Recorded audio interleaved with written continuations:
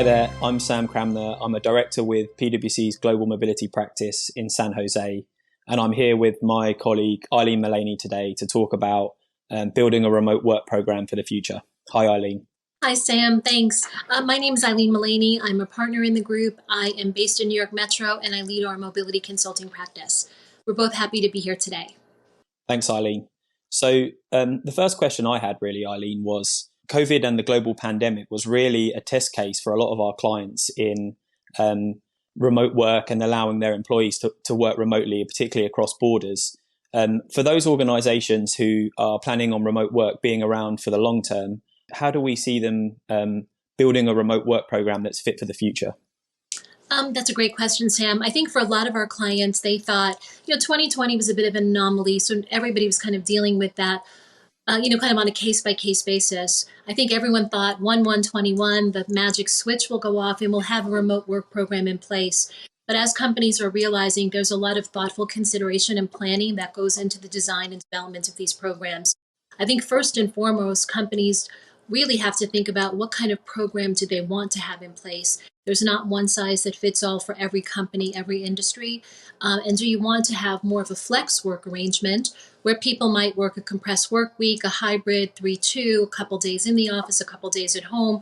Or do they want to think about a remote program where someone is working in the office, maybe then remote for 30 days or 60 days, or even indefinitely remote? So identifying what you want up front or what you think might be best for the organization, what we are finding is that many companies are choosing multiple models and then going through the planning and design for each of those programs. Brilliant. And I think, it sounds like there's a lot of work that needs to be done from a planning and design perspective. Are there any particular elements to the program that you think will really help set our clients up for success when they're looking at this? I think that definitely yes, when you're thinking about cross-border state to state or cross-border country to country, there's certainly a lot of regulatory requirements that need to be considered. Like, what are the rules of the program going to be? Will you allow people to work in any location they want around the world, or will it be limited to where the organization has a legal entity presence? What if the person doesn't have the legal right to work in that country? Will the company support that? Companies really need to consider if remote work is going to work for every role in the organization, or really think about what roles are best suited for remote work, and really think about that in terms of those guardrails as well. So thinking about the roles, thinking about the locations, and thinking about the employee's right to work, those are some of the things that we would look at from a guardrail perspective. Brilliant. Yeah, I think, one of the things that jumped into my head when you were sort of running through those areas there is that this is definitely an organization-wide initiative, and that no one particular part of the organization can really help define or build out this future remote work program without collaboration across a bunch of different areas within the organization. So I guess are there any tips from your side on how our clients should go about getting the right stakeholders together in order to move such an initiative forward? Definitely from a project team perspective, Sam, all the functions need to be represented and all the geographies need to be represented when you're really thinking about how this could possibly be implemented.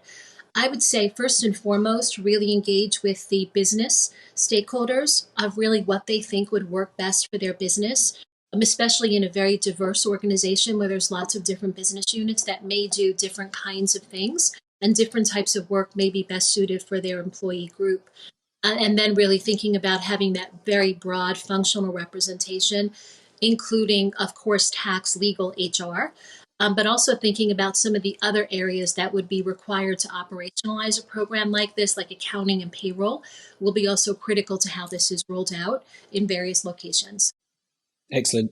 And I guess the other thing I'm getting asked a lot by my clients at the moment is, once you have a remote work program in place, what can you do around the request and approvals process? And I think more specifically, how can we build a request and approvals process that doesn't mean every time one of our employees wants to go and work remotely, someone has to make an individual assessment for those employees and really determine, are we happy for them, to go and take up that remote work arrangement?